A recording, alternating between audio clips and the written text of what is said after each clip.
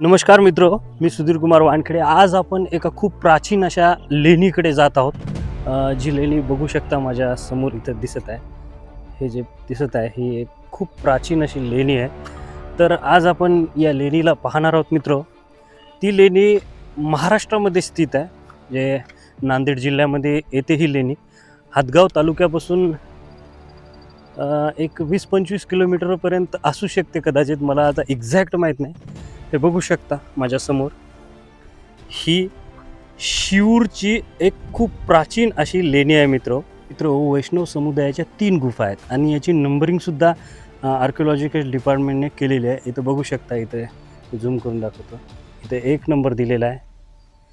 इथे बघा, इथे एक आहे, हे 2 नंबर आणि 3 नंबरची गुफा. इथं नंबरिंग कुठे केली मला दिसून नाही राहिली, परंतु हे इकडल्या बाजूच्या जे आहे 3 नंबरच्या गुफा आहेत. तर अशा प्रकारे हे 3 गुफाचा समूह आहे. नमस्कार मित्र, आज आपण इथे वैष्णव समुदायाला जे गुफा समर्पित केल्या होत्या प्राचीन काळामध्ये, जे वाकाटक काळामध्ये किंवा सातवाहन काळामध्ये या गुफा बनलेल्या असाव्या असा इतिहासकारांचा दावा आहे.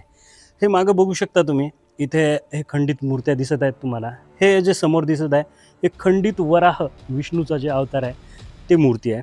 अतिशय प्राचीन अशा लेण्या या ठिकाणी आहेत, परंतु लोकांना आजपर्यंतही या गुफेबद्दल माहीत नाही मित्र. आता इथल्या जवळपासच्या लोकांना पण माहीत नसतील मित्र हे गुफा, इतक्या प्राचीन गुफा. नांदेड जिल्ह्यामध्ये ही लेणी खूप कमी लोकांना माहीत आहे, त्यामुळं आज मी इकडे आलेलो आहो. तर ही लेणी बघू शकता किती घाण आहे इथे. आता पुरातत्व विभाग जे आहे बऱ्याचशा गोष्टीवर काम करते, परंतु अशी प्राचीन संस्कृती जपायला पाहिजे की नाही तुम्हीच मला सांगा यार.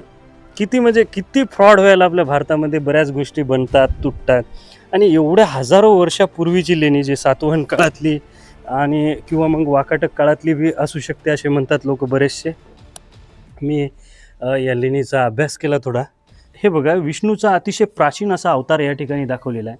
इथे बघू शकता मातेचं ममत्व किती सुंदर या दगडावरती कोरलेलं आपल्याला दिसतं.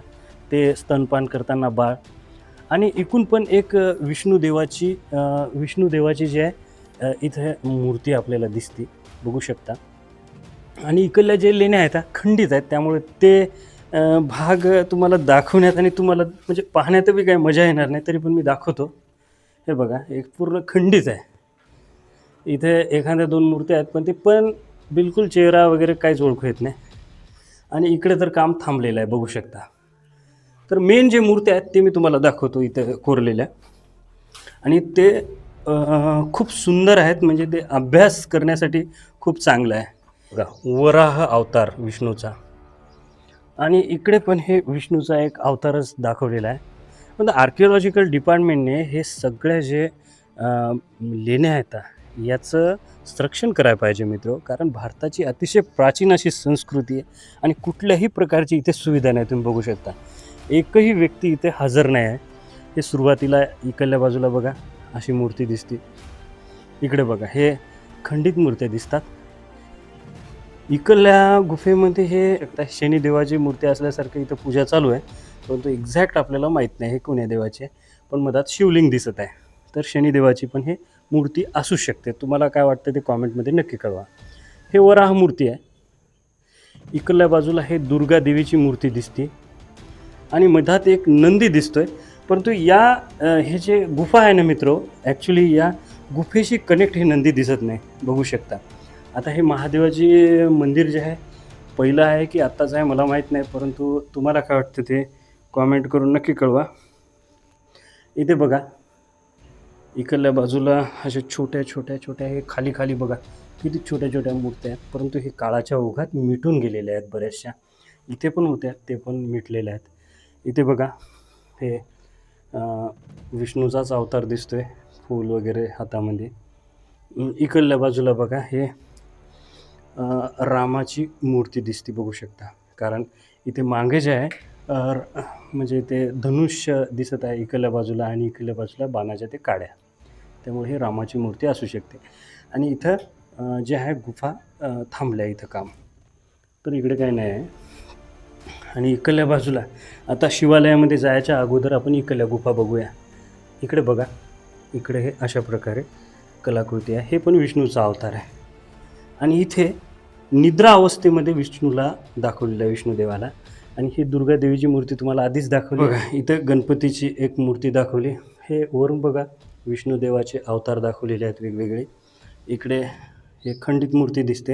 हे उमा आणि शंकराची मूर्ती दिसते जे खंडित आहे. इथे पण गणपतीची एक मूर्ती. हे पद दाखवलेले आहेत, पायाची मूर्ती आहे. आणि इकडे पण एक नंदी, परंतु हे पण नंदी या लेणीला कनेक्ट दिसत नाही आहे. आणि हे मूर्ती बघा, हे गणपतीची मूर्ती आहे दगडावरती कोरलेली. तर अशा प्रकारे बऱ्याचशा मूर्त्या आपल्याला इथं पाहायला मिळतात. बघू शकता इथे पण हे खंडित दिसते मूर्ती. तर अशा बऱ्याचशा मूर्त्या इथे आहेत जे खंडित स्वरूपात आहेत. आता आपण शिवालयाच्या मध्ये जाऊया. आता इथे पूर्ण अंधार आहे, तुम्हाला उजेड करून दाखवतो. हे इथे एक मूर्ती आहे बघा. इकडे पण या बाजूला पण एक अशी मूर्ती आहे. हे बघा मित्र, इथे पण एक मूर्ती आहे. इकडल्या बाजूला मी दाखवतो, इथे पण एक मूर्ती आहे. आणि आता आपण इथे मधात महादेवाचे शिवलिंग आहे, तिथे दर्शन घेऊया. हे शिवलिंग मात्र या गुफेला कनेक्ट दिसते, बघू शकता. हर हर महादेव. तर अशा प्रकारे हे पूर्ण गुफा आहे. छोटीशी आहे परंतु अतिशय प्राचीन अशी गुफा आहे मित्र. तर आपण जर या जवळपासच्या क्षेत्रामध्ये कधी आलात तर या गुफेला नक्की व्हिजिट द्या. जर प्राचीन ठिकाणं पाहण्यामध्ये तुम्ही जर इंटरेस्टेड असाल तर नक्कीच हा तुमच्यासाठी एक वेगळा अनुभव असू शकतो. तर हा व्हिडिओ जो आहे इथेच संपला. तुम्हाला कसं वाटतं कॉमेंट करून नक्की कळवा. आणि व्हिडिओ छान वाटल्यास व्हिडिओला लाईक आणि माझ्या चॅनलला सबस्क्राईब करा. Thank you so much for watching this video. नमस्कार. जय श्रीराम. हर हर महादेव.